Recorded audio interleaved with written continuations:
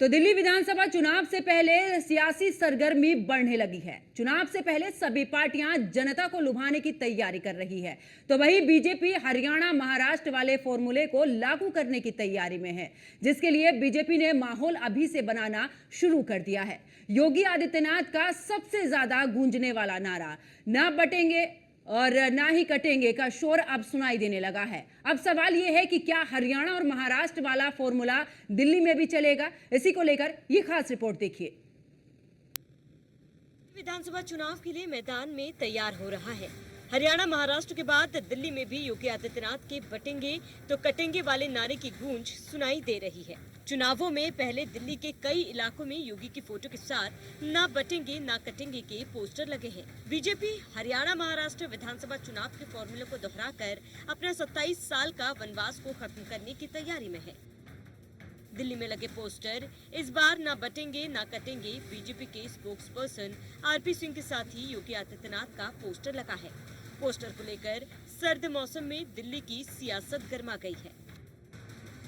बटोगे तो कटोगे का नारा जिस तरह हरियाणा से लेकर महाराष्ट्र तक बीजेपी के लिए रामबाण साबित हुआ है, क्या वे दिल्ली में भी चलेगा? मुख्यमंत्री योगी आदित्यनाथ का "बटेंगे तो कटेंगे" नारा चुनावी मैदान में दूर दूर तक गूंजा है। इस नारे ने बीजेपी की यूपी उपचुनाव, हरियाणा विधानसभा चुनाव और महाराष्ट्र विधानसभा चुनाव में बाजी पलट दी और विपक्ष की जातिवादी राजनीति को चुनौती दी। अब ऐसे में सवाल उठते हैं कि दिल्ली में भी चलेगा "बटेंगे तो कटेंगे" का नारा? दिल्ली सुनेगी सीएम योगी की मन की बात? "बटेंगे तो कटेंगे" का नारा चुनावी बाजी पलटेगा? दिल्ली में भी योगी का नारा उपयोगी होगा? योगी का नारा 27 साल का वनवास खत्म करेगा।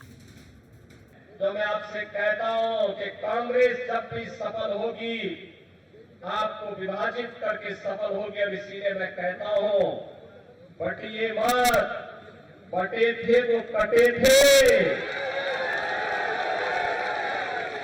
मैं इसीलिए बार बार कहता हूं, इस देश का इतिहास बताता है, बटे थे। बीजेपी के लिए दिल्ली में सबसे कठिन बात यह है कि दिल्ली की करीब 22 सीटें ऐसी मानी जाती है जो एक संप्रदाय विशेष के प्रभाव वाली है। इन सीटों पर जीत किसकी होगी, ये मुसलमान मतदाता तय करते हैं। हालांकि बीजेपी का दावा है कि जिस तरह यूपी की मुसलमान बाहुल सीटों पर हमने जीत हासिल की, उससे ये धारणा अब बदल जानी चाहिए कि बीजेपी उम्मीदवार मुसलमान बहुल सीटों पर जीत हासिल नहीं कर सकता। किसका साथ किसको मिलेगा, ये तो नतीजों से ही पता चलेगा। लेकिन एक बात तो तय है कि दिल्ली के चुनाव में योगी आदित्यनाथ का नारा छाने वाला है। Bureau report, news 1 India. Uttar Pradesh के मुख्यमंत्री योगी आदित्यनाथ जो करते हैं वो मिसाल बन जाता है, जो कहते हैं वो ट्रेंड बन जाता है। इसकी बानगी अब दिल्ली में भी देखने को मिल रही है। हाल ही में उत्तर प्रदेश के मुख्यमंत्री योगी आदित्यनाथ का एक बयान आया था कि बटेंगे तो कटेंगे। इसका फायदा भारतीय जनता पार्टी को हरियाणा में भी हुआ, महाराष्ट्र में भी हुआ। अब दिल्ली विधानसभा चुनाव से पहले दिल्ली में इस तरीके के पोस्टर लग रहे हैं। आप इस पोस्टर में देखिए, ये पोस्टर न्यू राजेंद्र नगर दिल्ली में लगा हुआ है और यहाँ पर लिखा हुआ है कि इस बार ना बटेंगे ना कटेंगे। और ये भारतीय जनता पार्टी के नेता है, प्रवक्ता है आरपी सिंह, उनकी ओर से ये पोस्टर लगाए गए हैं। उत्तर प्रदेश के मुख्यमंत्री योगी आदित्यनाथ की तस्वीर यहाँ पर देख सकते हैं।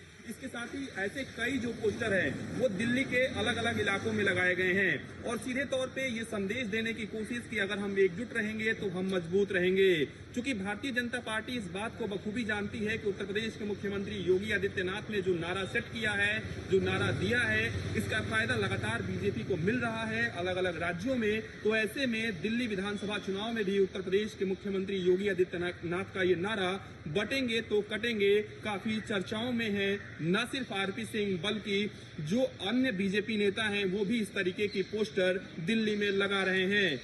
राज के साथ में पीयूष, नई दिल्ली।